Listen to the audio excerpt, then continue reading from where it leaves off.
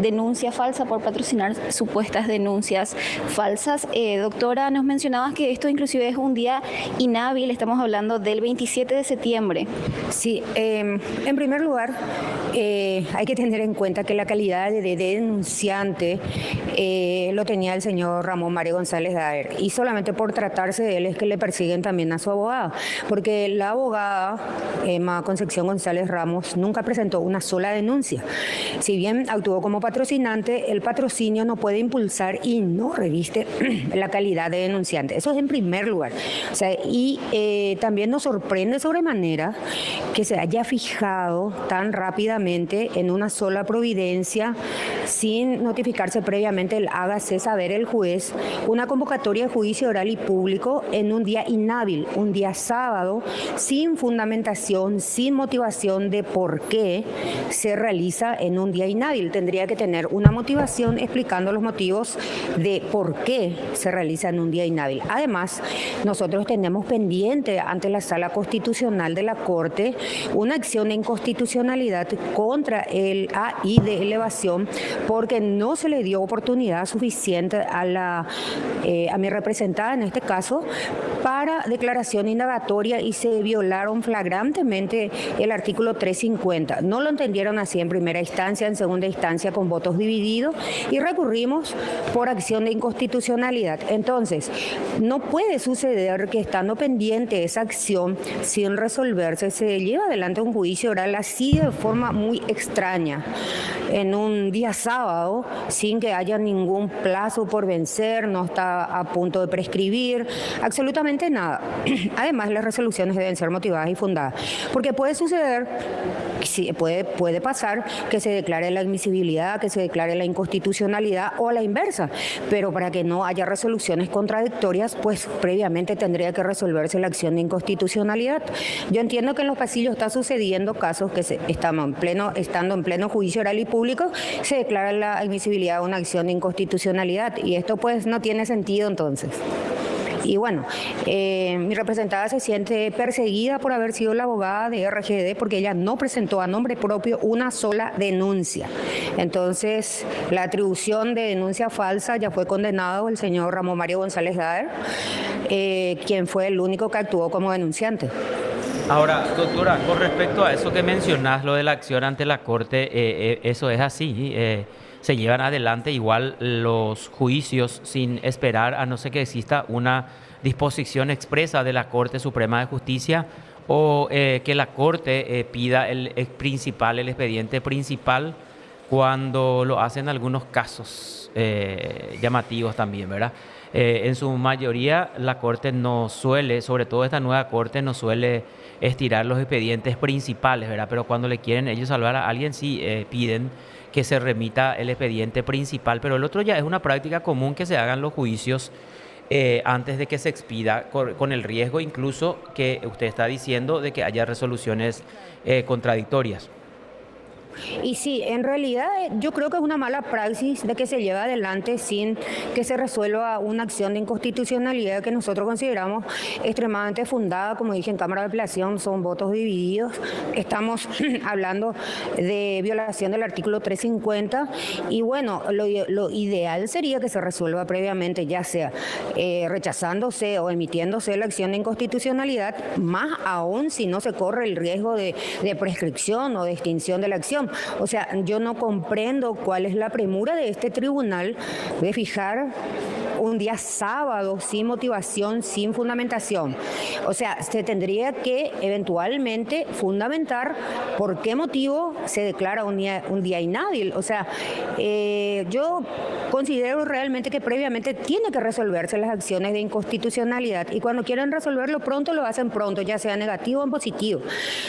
Pero no se puede estar en pleno juicio oral, como leí en estos días en otras causas, y se declara la admisibilidad de la acción. ¿Y qué es lo que va a pasar? O sea, ya no tiene sentido, resulta hasta inoficioso entonces.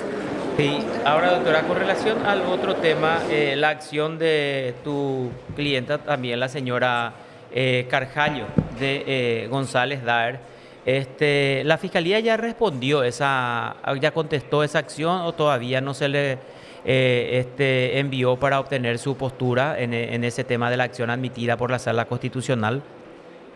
Todavía no se le corrió traslado, Ah.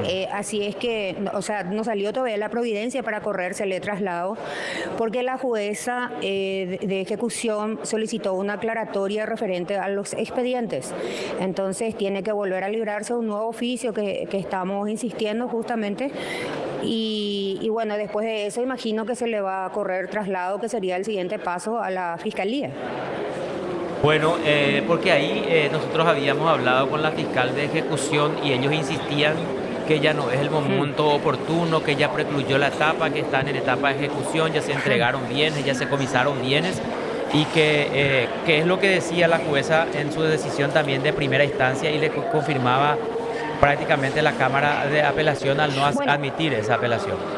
No, en realidad hay un error grave y justamente lo que nosotros reclamamos es la indefensión de la señora Delcia Carjallo. ¿Por qué? ¿En qué momento le van a dar oportunidad para defenderse? Nunca fue citado. El comiso salió lisa y llanamente en el juicio oral. Nunca se elevó la causa para comiso. Nunca se le dio oportunidad a los terceros, como también están los adquirientes de lotes. ¿En qué momento procesal pretende la fiscal que se presenten los terceros a reclamar?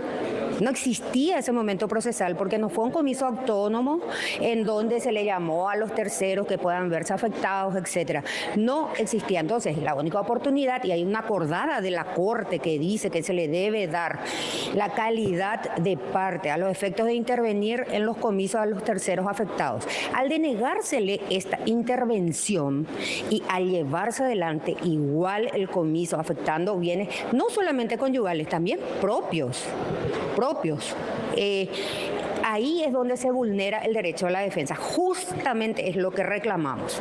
O sea, no existía ninguna oportunidad dentro del juicio ordinario para que un tercero pudiese reclamar. No se dio oportunidad para eso. No existe, porque el comiso se llevó adelante dentro del juicio oral y público, sorpresivamente para el final. Doctora, ¿y cuando se embargaron los bienes, por ejemplo, se embargaron por la totalidad de los bienes? En ese momento, digamos, yo para tener mayor conocimiento, uno al ver afectados sus bienes, si yo digo que el 50% de mis bienes son mis bienes y están embargados, entonces yo podría recurrir o podría intervenir o podría accionar por el congelamiento de mis bienes. Siempre y cuando se le notifiquen. ¿Sí? Vamos a partir de esto. Hay una realidad. Vamos a salir un poco del marco teórico. La señora Delcia Carjallo es una esposa. Quien manejaba todo y administraba todo era su esposo, el señor Ramón Mario González Daer. Ella no tenía idea siquiera de la causa penal hasta que ahora en algunas situaciones nosotros nos sentamos, le explicamos, porque el que manejaba todo siempre fue su esposo y así justamente declaró y así es realmente. Ella es una señora de 70 años que jamás manejó absolutamente nada, siempre manejó a su esposo. Tanto es así que el bien que recibió por herencia le transfirió en cesión a su hijo, a Fernando González Carjallo, y también ese bien que le transmitió por herencia de Segundo González Carjallo también fue comisado. Lo que nosotros justamente reclamamos es que simplemente le borraron a la esposa y para convalidar toda esta barbaridad, esta indefensión, bueno, ahora vamos a imputarle porque ya le comisamos todo. Y eso es lo que está pasando y eso es lo que está mal. Correctísimo. Doctora, muchísimas gracias por este contacto. Que tengas un excelente resto de jornada. Buen día. Igual para ustedes. Igual, gracias. Bueno, la doctora Raquel Talavera, entonces, ella es la defensora de Emma, la defensora de Ramón, Pues, la defensora de Delcia. Así mismo. Es así, Ara. De Fernando, de Ramón. De toda la familia. De toda la familia, exactamente, es la defensora y nos hablaba también, es también parte del equipo que defiende a la que fue abogada, en este caso Emma González Ramos, y están hablando de la citación a juicio oral y público que fue el 27 de septiembre, ya en este mes, un día sábado. Entonces, esa es la novedad que tenemos, Carlos. También nosotros estamos a la espera de que se dé continuidad al juicio oral y público del exministro de la Secretaría de Emergencia Nacional, Joaquín Roa, y Alberto Couve, acusados por presunta corrupción en una causa vinculada al caso Ultranza, que en estos momentos se está desarrollando.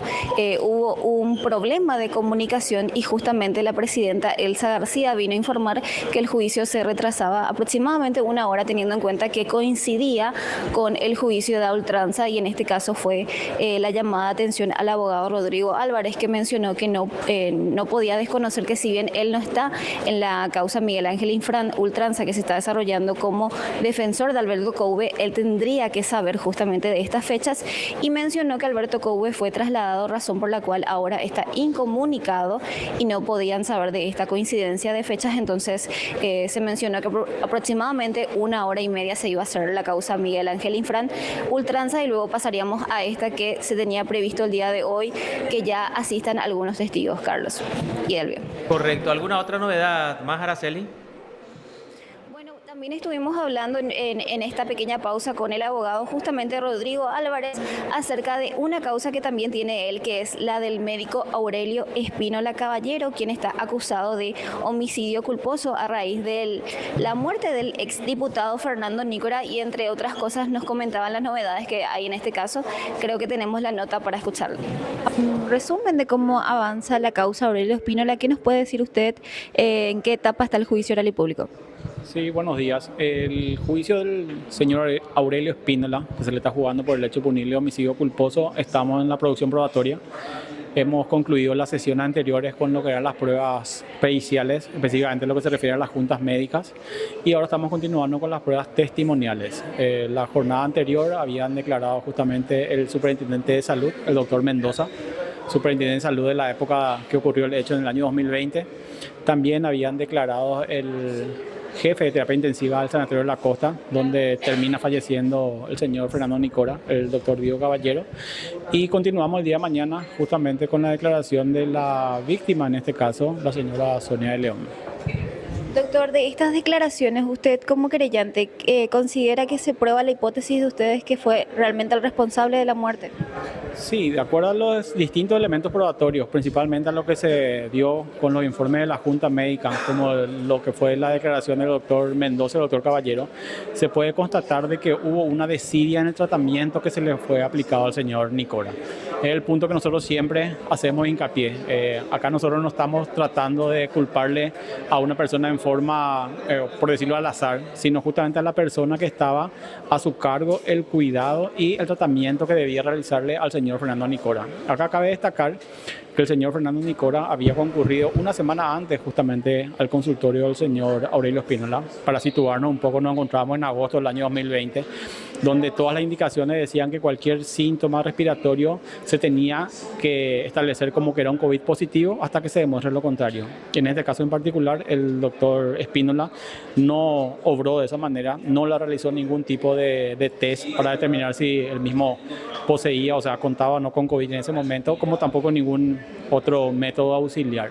Ese es el motivo por el cual nosotros sostenemos que de haber obrado de una manera distinta el doctor Espínola, el desenlace podría haber sido diferente del señor Fernando Nícora. Un resumen de cómo... Lo que decía entonces el abogado. ¿Otra novedad ahora? Bueno, por el momento tenemos una jornada bastante tranquila acá por tribunales, entonces vamos a, si surge cualquier evento, también nos conectamos a comunicarnos con ustedes, debido a que no tenemos juicios de relevancia pública, de trascendencia a prensa más o menos. Si bien tenemos 23 juicios orales fijados para el día de hoy, solamente 2 son de los que hacemos seguimiento, Carlos, entonces también veremos las audiencias y causas emblemáticas que están pendientes de hacerle también un chequeo. Por el momento es todo. Correcto, gracias Araceli.